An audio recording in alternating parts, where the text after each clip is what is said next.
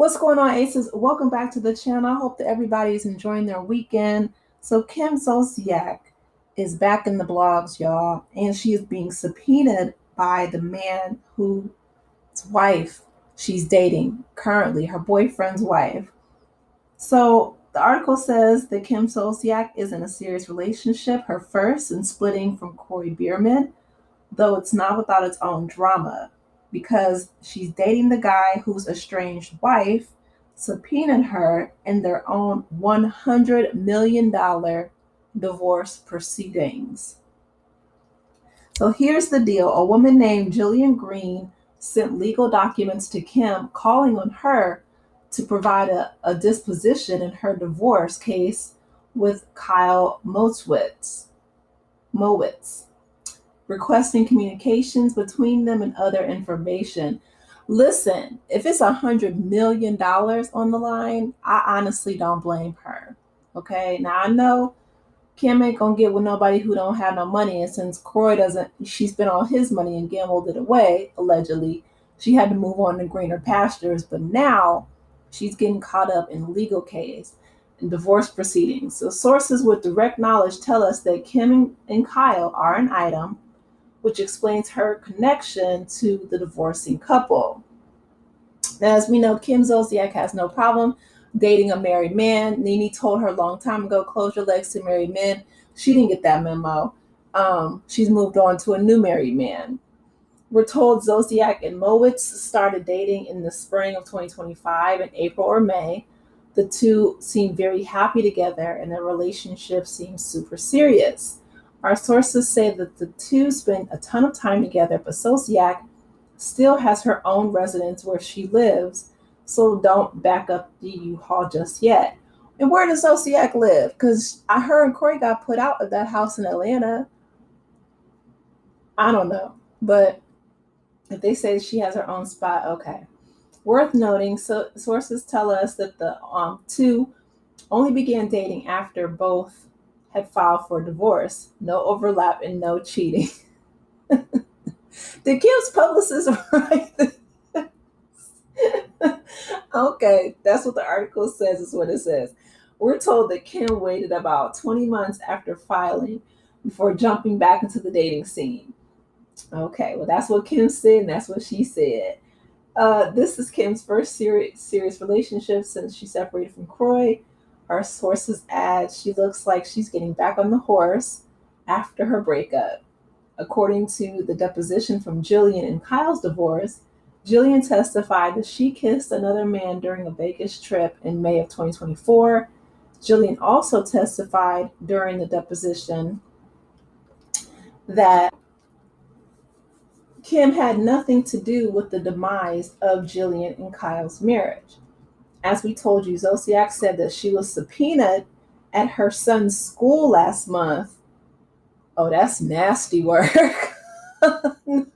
Not going to the baby's school to give her a subpoena several months after she asked Green's team for a confidentiality agreement to protect her and her family from a potential media onslaught. Zolciak filed to quash the subpoena, with her lawyers calling it unreasonable and oppressive. Not oppressive, child. They want to be oppressed so bad. In the words of the great Nene Leaks, I'm reading the comments. It says, close your legs to married men. How many times does Kim need to be told to stop with married men? Listen, you can lie online all day or lie to your publicist or whoever wrote this article, but what you're not going to do, especially with people who have a net worth of $100 million, is lie in court. Or at least I should say you shouldn't, right? Because you don't want to perjure yourself in a court of law. That's bringing on a whole new set of problems. Listen, the fact that they had to track Kim down at her son's school speaks volumes, because if she had a residence, one would think that that's where they would serve her the subpoena. Because like I said, the only time we've seen Kim in the blogs, other than this, the most recent thing was her and Corey getting put out of that home that they foreclosed on. After she had told us, a few years back that we were crazy for even thinking it. But that's Kim for you. Um, I know Andy and Bravo are considering bringing her back to the Real Housewives of Atlanta. We don't want to see her back. There's nothing about Kim. They're talking about K. Michelle and Pinky Cole supposedly declassing Real Housewives of Atlanta. No, Kim.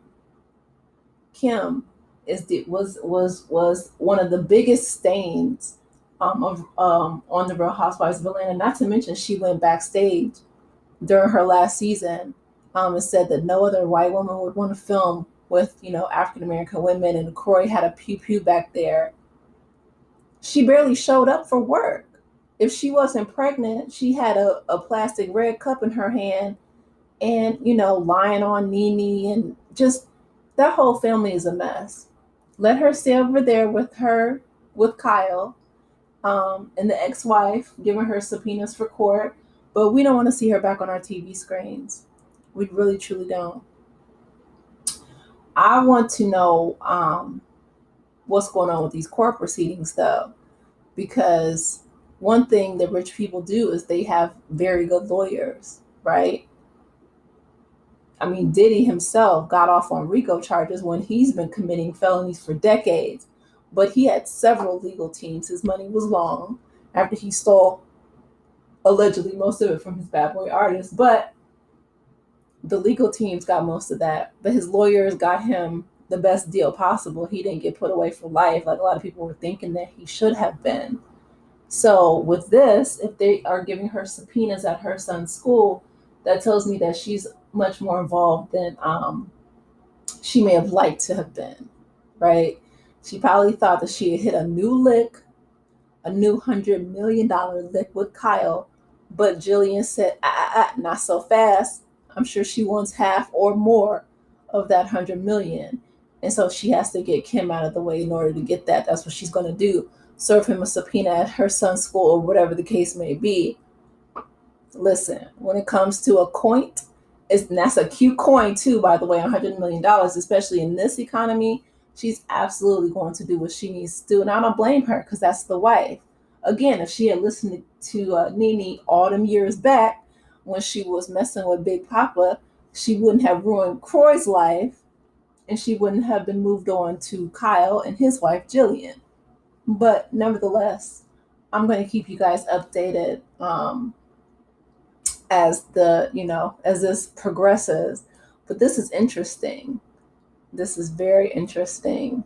I want to see um, what the details are in this court case, because this article seems very biased and slanted toward Kim. TMZ usually, they do what they do, but the fact that they said, she has a home, okay, but where? Why are they giving her subpoenas at her son's school? Was she ducking and dodging them at her house? Probably.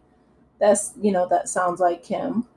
But dodging accountability at all costs.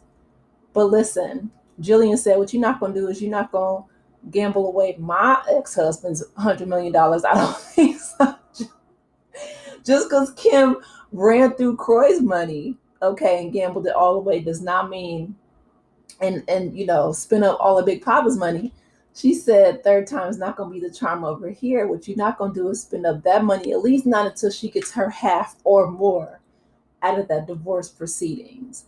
Okay, so Kim's going to have to show up and bring her good wig, the one that she has left, that she hasn't sold online, and go and give a statement um, in court. She gonna have to get up. I wonder if they're gonna call her to the witness stand. This is a mess. I'm sorry, this is a mess. And I'm only laughing because, like I said, this is the third time. This is the third, and who knows how many other, because word on the curve was she was dating Tom Hanks' son, Chet, for a while. But at least Chet wasn't married. But Kim loves a married man with a coin, honey. That's her type. Child, I guess Corey wasn't married, or he didn't have enough money for her to gamble away, whatever the case may be.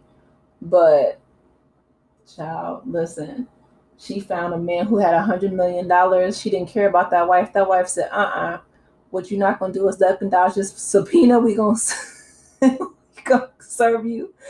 Are you picking up your son at school? That is nasty work. Do you hear me? Now this, if they do bring Kim back, this is the storyline that I want to see. I want to see Jillian Green and Kyle and their lawyers and the legal mess and all of the updates. Now this is actually a storyline. If she does come back to Real Housewives of Atlanta, like I said, I really don't want her to, but if she does, let's bring those legal teams. Let's get those cameras. Let's get the let's get the details and the updates of this storyline. But anyway, you guys, let me know your thoughts in the comment section. Please be sure to like the video, subscribe to the channel, and I will talk with you in the next one. Take care, Aces. Bye.